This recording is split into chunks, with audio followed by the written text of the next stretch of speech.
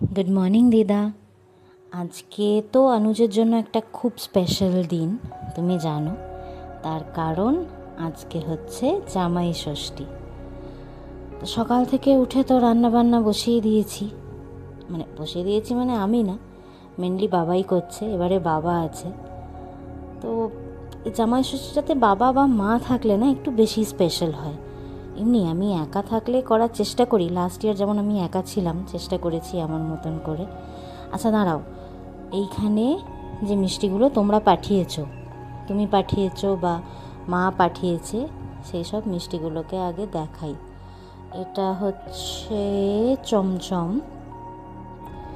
তারপরে এখানে না সেই রকম বাঙালি মিষ্টি খুব একটা পাওয়া যায় না, মানে সেই কাজু বরফি, কাজু কাতলি এইগুলোই পাওয়া যায়। এটা হচ্ছে সেই লাড্ডু, মতিচুরকে লাড্ডু, রসগোল্লা। আর এটা হচ্ছে স্পঞ্জ রসগোল্লা, মানে সেই নরম রসগোল্লাগুলো না এখানে পাওয়া যায় না। আর ওই যা বললাম কাজু কি কাতলি পাঠিয়েছে, তো এই মোটামুটি। আর এখানে হচ্ছে আমার স্পেশালিটি বাসন্তী পোলাও। এটা তো হতেই হবে, বাসন্তী পোলাও ছাড়া তো কোনো সেলিব্রেশন সম্পূর্ণই নয় আমার জন্য।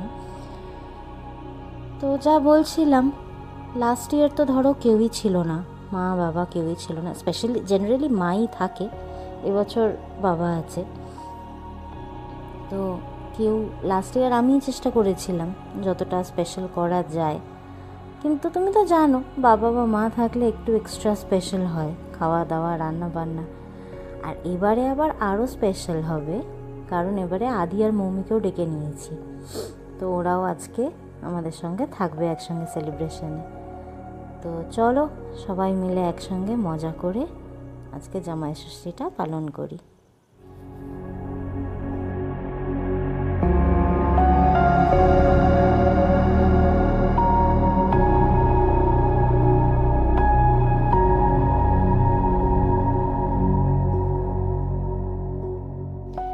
ওইদিকে শুক্তো হয়ে গেছে, এবার বসাবো আলু ফুলকপির তরকারি। চলো এবার আলু ফুলকপির তরকারিটা ঝপঝপ করে করে নিই।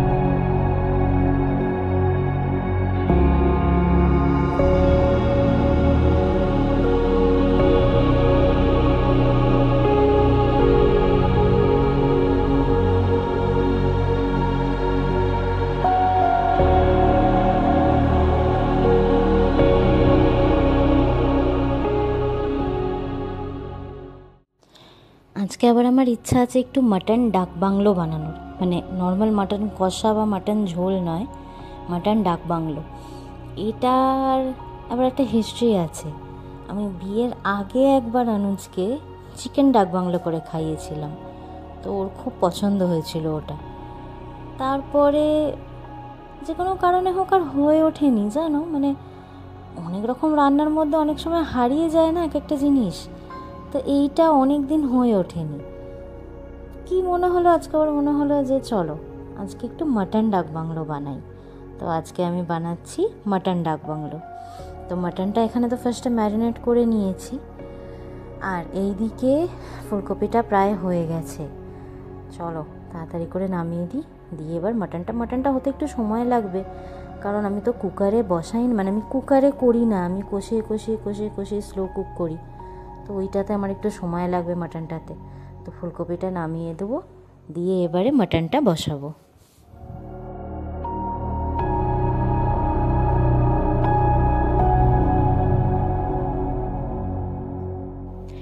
এত বড় বড় রান্নার মধ্যে না খুচরো রান্নাগুলোই ভুলে যাব জানো। এখানে না এবার আমি মুগ ডালটা বসিয়ে দিলাম, মাটনটা আর কিছুক্ষণ ম্যারিনেট হোক, আর এখানে আমি ততক্ষণে চট করে মুগ ডালটা বানিয়ে নিই।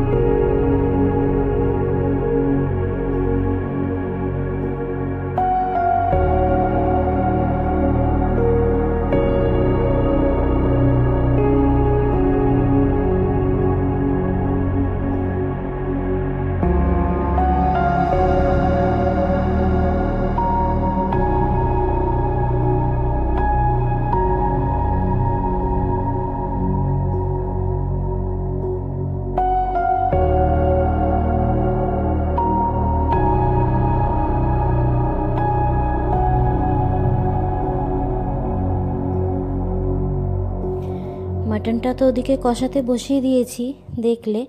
এইবারে মাটন ডাক বাংলোর মশলাটা ভেজে নেব। রেডিমেড মশলা পাওয়া যায় মাটন ডাক বাংলো বলো বা বিরিয়ানি বলো বা যাই হোক, এইসব রান্নার তো রেডিমেড মশলা পাওয়া যায়। কিন্তু আমার সবসময় মনে হয় না, তুমি যদি একদম গোটা গরম মশলা মিশিয়ে, মানে সার্টেন মাপে মিশিয়ে তুমি যদি ওটা একদম জিরোর থেকে করো, সেটার গন্ধটা অনেক সুন্দর লাগে, সেটা অনেক অরিজিনাল হয় আমার মনে হয়। তো এবার এই মশলাগুলো ভেজে নিয়ে গুঁড়িয়ে তারপরে মাটনটাতে দিয়ে দেবো।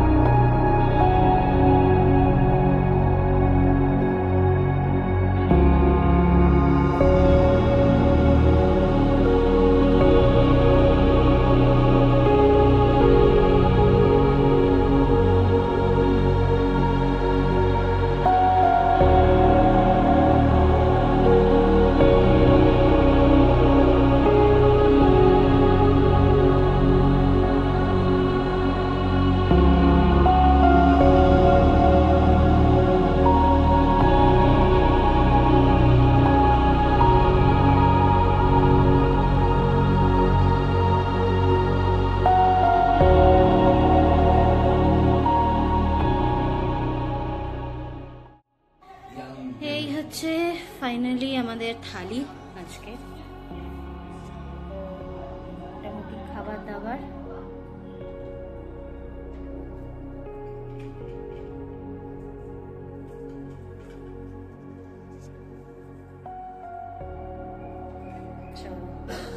আবার খেতে বসা হবে।